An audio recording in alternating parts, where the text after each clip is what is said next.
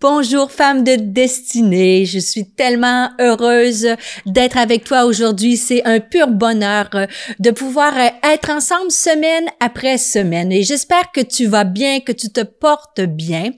Et aujourd'hui, on va parler d'un thème qui, je crois, va te défier. Et je crois même, j'en suis certaine, en tout cas une chose est certaine, c'est que je sais que ça va t'encourager. Et je parle à quelqu'un si tu es dans une situation où tu dois t'accrocher, où tu as l'impression que personne te voit, je veux te dire que Dieu te voit et Dieu va t'honorer. Je parle aujourd'hui de l'honneur de la loyauté. Comment l'honneur, la loyauté ouvre le ciel. Mais juste avant de commencer, tu sais, à chaque fois, j'aime t'offrir un outil pour aller plus loin dans ta démarche. Et aujourd'hui, j'aimerais t'offrir mon livre, mon e-book, Deviens la femme que tu admires. Tu peux l'avoir gratuitement en cliquant sur le lien qui apparaît au bas de la vidéo. Alors, n'hésite pas à partager, n'hésite pas à lire le livre pour aller plus loin dans ta relation avec Dieu. Et aujourd'hui, comme j'ai dit en tout début, nous allons parler de l'honneur. Et le titre de cette capsule, c'est « Dieu va t'honorer ».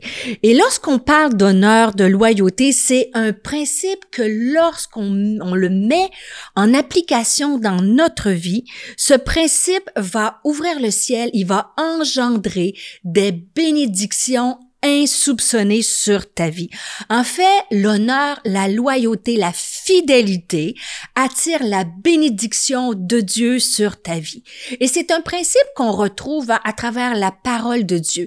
Dieu nous demande dans sa parole de l'honorer premièrement, d'honorer Dieu, mais aussi il nous demande d'honorer les gens autour de nous, d'honorer nos parents par exemple. Dans Éphésiens chapitre 6 verset 2, c'est écrit « Honore ton père et ta mère ».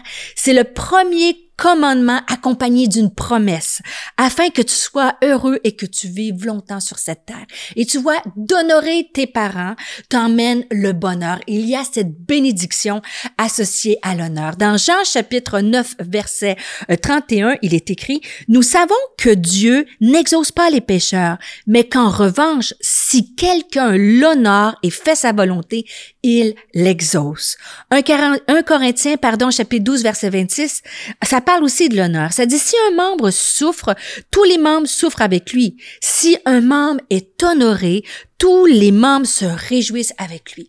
Alors que lorsque tu honores les autres, cela se répercute dans ta vie. Mais concrètement, je te pose la question et tu peux me le dire dans le chat.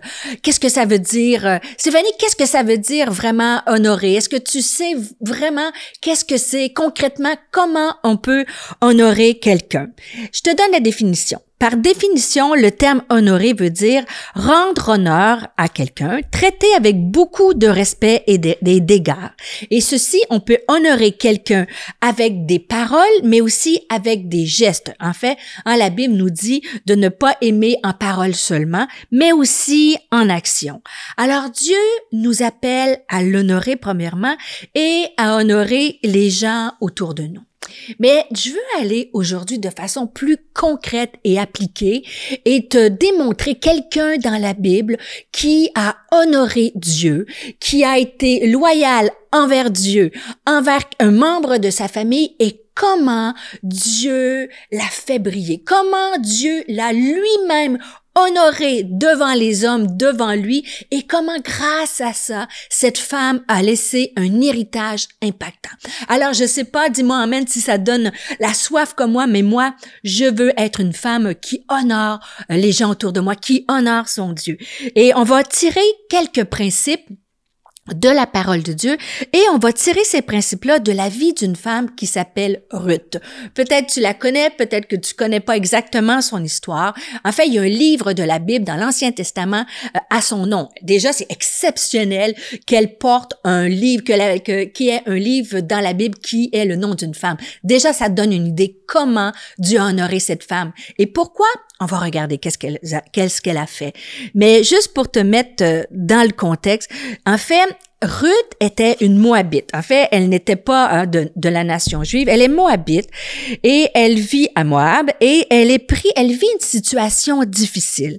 Son mari, Machlon, est décédé après 10 ans de mariage. Alors, Ruth, tu peux t'imaginer, elle vit dans une période, dans une saison de sa vie très difficile. Elle vit dans le deuil. Elle vit dans une situation très précaire dans son pays parce que lorsque tu es veuve, elle est veuve sans enfant, donc personne pour prendre soin d'elle. Donc, c'est vraiment une situation qui est très aride. Et pourtant, dans cette saison de vie-là, elle va choisir l'honneur. Alors, je ne sais pas dans quelle saison de vie tu es aujourd'hui. Mais je veux t'encourager. Alors que tu as l'impression que personne voit tes choix, ta loyauté. Je veux t'encourager à persévérer malgré les saisons difficiles. Et tu vas voir comme Ruth, comment ça va faire une différence dans sa vie à elle, mais dans ta vie aussi. Merci de me donner ton attention pendant quelques instants. Si tu es inspiré par le contenu que tu reçois sur Exponentiel TV, si tu as été touché d'une façon ou d'une autre, si ça t'a parlé à travers chacune de nos émissions, eh bien, j'aimerais faire appel à toi aujourd'hui en rejoignant les activateurs de destinée, en devenant un partenaire de cette mission. On veut rejoindre des multitudes de personnes comme toi pour impacter leur vie, les amener dans leur destinée. Alors c'est simple, tu vas dans le lien qui apparaît dans la description de cette vidéo et tu peux faire un don, tu peux devenir un partenaire mensuel et rejoindre ceux qui permettent la réalisation de ces émissions. Je te remercie déjà. Rendez-vous dans l'émission. Alors qu'elle vit cette période de deuil, Ruth va choisir de suivre Naomi, qui, elle, va retourner dans son pays. Je te fais l'histoire. Naomi est venue avec son mari. Il y avait une famine. Ils se sont installés à Moab. Les 2 fils de Naomi ont marié des femmes des Moabites. Les 2 fils meurent. Maintenant, Naomi et son mari à Naomi ici. Donc, tu as 2 femmes qui sont dans le deuil. En fait, je devrais dire 3 femmes. Les 2 belles-filles de Naomi et Naomi.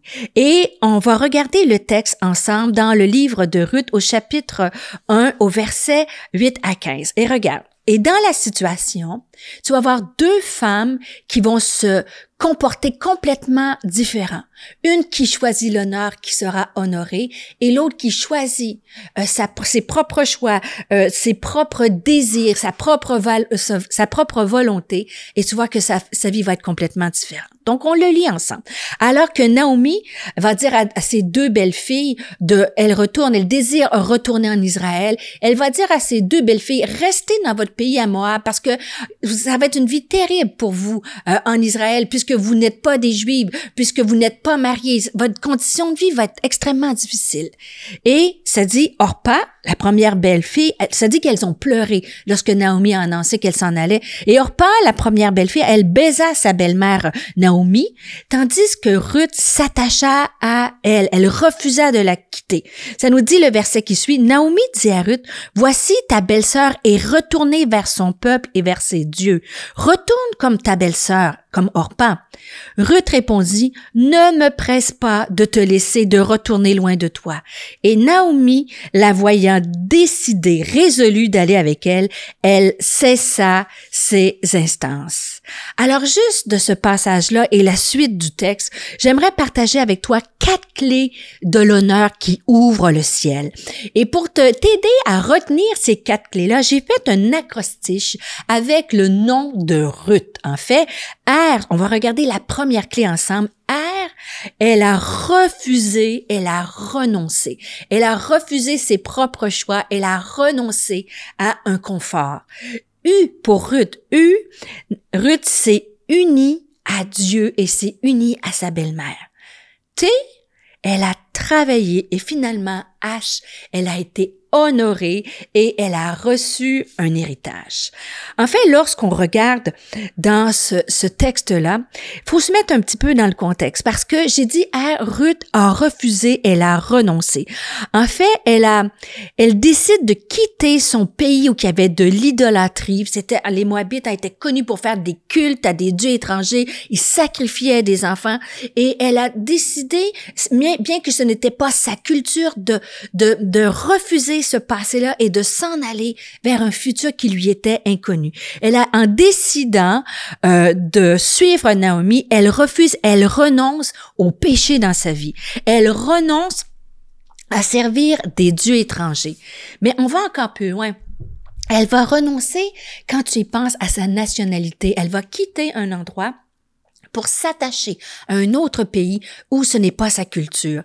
Elle va aussi renoncer à la possibilité d'un mariage, à la sécurité financière, parce que pour une Moabite, vivre en Israël, elle était certaine. Premièrement, elle était une femme moabite non juive.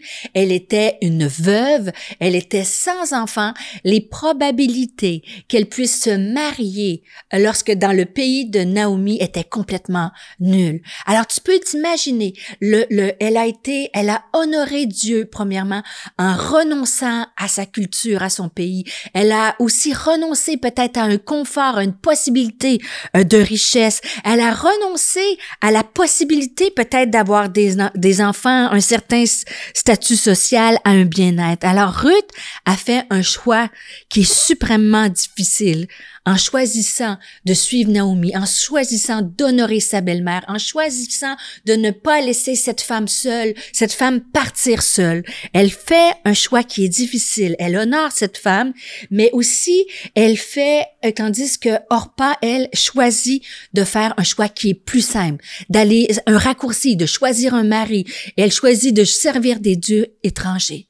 Mais Ruth choisit de s'attacher à Dieu et elle choisit de suivre Naomi. Elle choisit de renoncer à un confort et c'est une première étape pour l'honneur. Lorsque tu fais des choix difficiles, je veux te dire aujourd'hui que Dieu te voit. Deuxième chose, j'ai dit elle s'est unie à Dieu, elle s'est unie à Naomi.